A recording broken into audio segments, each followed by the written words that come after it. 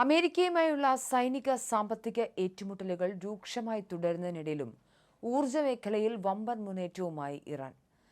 ഇറാന്റെ തെക്കൻ പ്രവിശ്യയായ ഫാർസിൽ 7.5 trillion cubic feet സ്വാഭാവിക വാതകത്തിന്റെ കൂറ്റൻ ശേഖരം കണ്ടെത്തിയതായി ഇറാൻ ഔദ്യോഗികമായി പ്രഖ്യാപിച്ചു. യുഎസും ഇസ്രായേലും നടത്തുന്ന തുടർച്ചയായ സൈനിക ആക്രമണങ്ങളും ഉപരോധങ്ങളും ഇറാന്റെ ഊർജ്ജ മേഖലയെ സാരമായി ബാധിച്ചിരിക്കുന്ന പശ്ചാത്തലത്തിലാണ് ഈ നിർണായക കണ്ടെത്തൽ എന്നത് ഏറെ ശ്രദ്ധേയമാണ്. പുതിയതായി കണ്ടെത്തിയതിൽ 5.7 ട്രില്യൺ ക്യൂബിക് ഫീറ്റോളം വാതകം പൂർണ്ണമായും ഖനനം ചെയ്തെടുക്കാൻ സാധിക്കുന്നതാണെന്ന് ഇറാൻ പെട്രോളിയം മന്ത്രി മൊഹ്സെൻ പക്നജാദ് വ്യക്തമാക്കി. ഖത്തറുമായി പങ്കിടുന്ന ലോകത്തിലെ ഏറ്റവും വലിയ വാതക പാടമായ സൗത്ത് പാഴ്സിലെ ഒരു ഘട്ടത്തിൽ നിന്നുള്ള 15 വർഷത്തെ ഉൽപ്പാദനത്തിന് തുല്യമാണ് ഈ പുതിയ ശേഖരം എന്നാണ് കണക്കാക്കപ്പെടുന്നത്.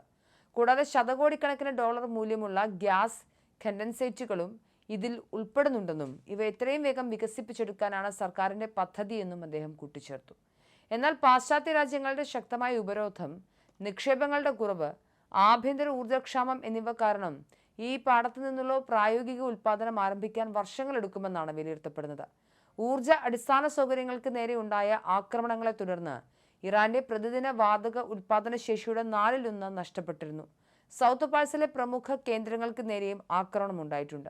ചില കേന്ദ്രങ്ങൾ പുനഃസ്ഥാപിച്ചെങ്കിലും വരുന്ന ശൈത്യകാലത്ത് രാജ്യത്ത് കടുത്ത ഇന്ധനക്ഷാമം ഉണ്ടായേക്കാം എന്ന് ഭയന്ന് ഉപഭോഗം കുറയ്ക്കണമെന്ന് സർക്കാർ പൗരന്മാരോട് അഭ്യർത്ഥിച്ചിരിക്കുകയാണ്. ഇതിനിടയിലാണ് നിർണായകമായ പുതിയ നിക്ഷേപം കണ്ടെത്തിയത്. അതേസമയം ആഗോള ഊർജ്ജ ഗതാഗതത്തിന്റെ നാഡിയായ ഹോർമൂസ് കടലിടുക്കിനെ ചൊല്ലിയും യുഎസും ഇറാനും തമ്മിലുള്ള വാക്പോരും തർക്കവും പുതിയ തലത്തിലേക്ക് കടന്നിരിക്കുകയാണ്. ഹോർമൂസ് കടലിടുക്ക് തങ്ങളുടെ പുതിയ ഭൂപ്രദേശമാണെന്ന് അവകാശപ്പെടുന്ന ചിത്രം US president Donald Trump social media പ്ലാറ്റ്ഫോമായ ട്രൂത്ത് സോഷ്യലിൽ വീണ്ടും പങ്കുവച്ചു.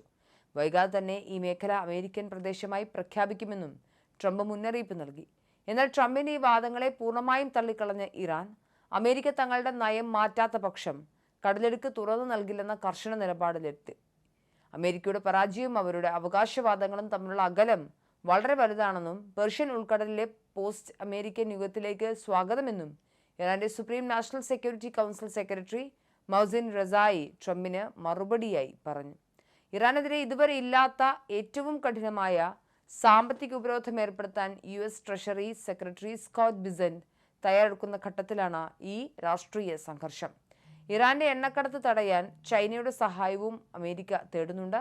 എന്നാൽ ഇത്തരം ഉപരോധങ്ങൾക്ക് അന്താരാഷ്ട്ര നിയമത്തിന്റെ പിൻബലമില്ലെന്ന് ഇറാന്റെ വിദേശകാര്യ വക്താവ് ഇസ്മായിൽ ബഗായിയും പ്രതികരിക്കുന്നുണ്ട്. യുഎസിന്റെ സാമ്പത്തിക യുദ്ധത്തിൽ പങ്കാളികളാകുന്ന അയൽരാജ്യങ്ങളെ ശത്രുക്കളായി കാണുമെന്ന് റസായി മുന്നറിയിപ്പ് നൽകി. എങ്കിലും രാജ്യത്തിന്റെ സ്വാഭിമാനവും ശക്തിയും സംരക്ഷിച്ചുകൊണ്ട് തന്നെ നയതന്ത്ര ചർച്ചകൾക്ക് തങ്ങൾ സന്നദ്ധമാണെന്ന് ഇറാൻ പ്രസിഡന്റ് മസൂദ് പെസഷ്കിയാൻ വ്യക്തമാക്കിയിട്ടുണ്ട്.